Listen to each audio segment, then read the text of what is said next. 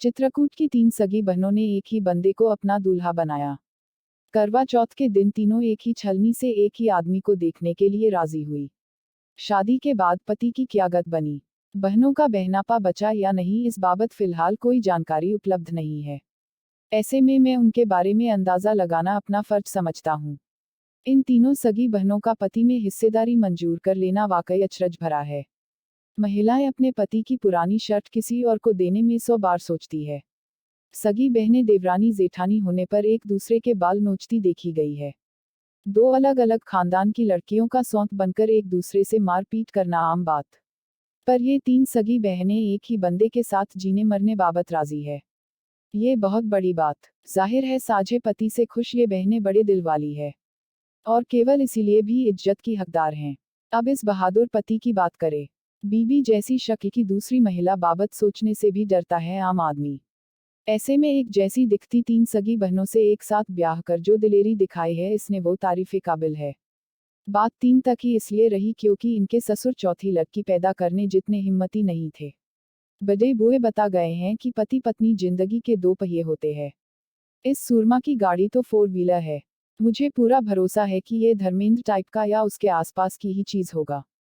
लड़कियों के बाप के अलावा 3 सगी बहनों को एक साथ खुद पर भरोसा दिला देने वाला ये बंदा बाद में कृष्ण जी का अवतार भी निकल आए तो मुझे ताज्जुब नहीं होगा।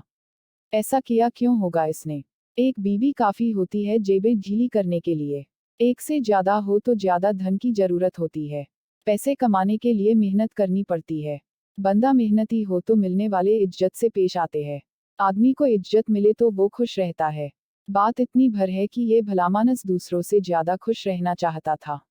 जैसा कि हम सभी जानते हैं कि किसी भी फील्ड में जब मोनोपोली होती है तो प्रोडक्ट बेचने वाला, सेवाएं देने वाला लापरवाह हो जाता है, मनमानी करता है, अपनी कंपटीशन क्वालिटी को बेहतर करता है।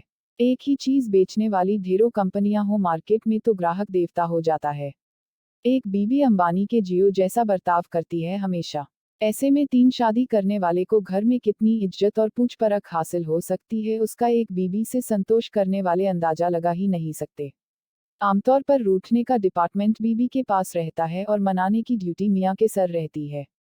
ये पट्टा तो रूठ रूठ कर ही नंबर बढ़वा लेता होगा आपने। सोच कर देखे क्या नजारा रहता होता होगा। एक बीबी मनुहार कर रही है कुछ खा लेने के लिए, दूसरी सर में तेल की मालिश कर रही है, माफी मांग रही है, तीसरी घर की सफाई कर चुकी और अब कपड़े धोने के लिए तैयार बैठी है, और बंदा ऐठा ऐठा घूम रहा है। और फिर सबसे बड़ी बात, आदमी को यदि बीबी गम दे तो वह बाहर कंधे तलाशता है। इस आदमी को एक बहन के दिए गम दूसरी और तीसरी बहन के खाते में फौरन ट्रांसफर करने की सुविधा घर बैठे हासिल है। और फिर ब्रेकफास्ट, लंच, डिनर में अलग अलग वैरायटी। मुमकिन है 3 बीबियों में से 1-2 सरकारी नौकर हों, ऐसे में ये घर में ठाठ से पांव फैला कर सो भी सकता है। इस बंदे के ठाठ की आप तसव्वुर नहीं कर सकते। जन्नत कैसी होती होगी, सुल्तान, राजे महाराजे कैसे होते थे, ये इस आदमी से मिलकर ही जाना जा सकता है। इसके शहर के वो कुंवारे जिनका हक मार लिया गया है, डिप्रेशन में जा सकते हैं। कुछ अब तक आसपास की किसी नदी तालाब में कूद पड़े हो तो बड़ी बात है नहीं। कितनी बेहतरीन जिंदगी होगी इसकी।